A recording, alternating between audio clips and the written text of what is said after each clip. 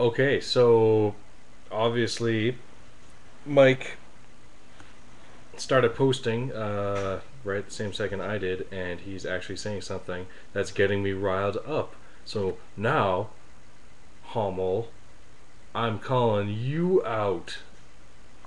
Basically, you sound like my mom 15 years ago saying, I don't know, like I can't stand this games are bad mentality. I mean, you even went off saying you drew pictures like as a kid, right? You scribble some crayon stuff and it gets magneted to a fridge, and somehow me having a level 80 character in World of Warcraft isn't as cherishable as that.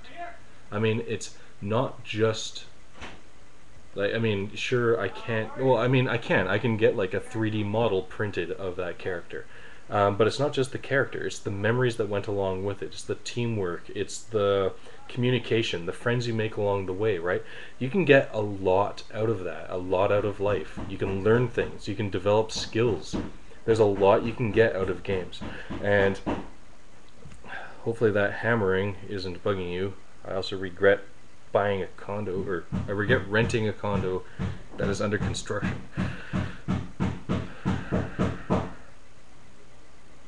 Anyway, yeah, so there's a lot of value there. And then even if you're just playing like Counter-Strike or something, just clicking the mouse, like you're working on hand-eye coordination, you can't tell me that doesn't help you in life. That's not worth anything. When I sit down to play a video game, I'm getting stuff done. It's not like nothing's getting done.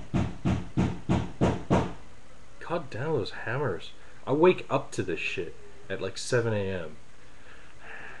Anyway, you even say Rock Band doesn't really teach you music. It does. It really does. Like even Rock Band 1. Apparently there's a huge upswing in karaoke and stuff because people are learning how to sing because of that game.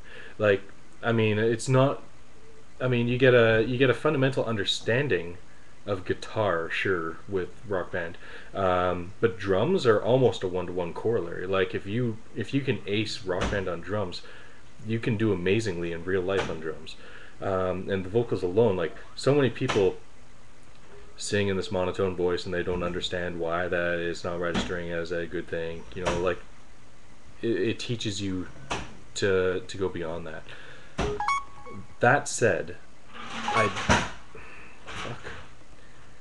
That said, I do think that I do want to do games for a higher purpose. I've always had a want to make my games a bit more valuable to people than just improving basic skills or finding friends or whatever. So I'm hoping to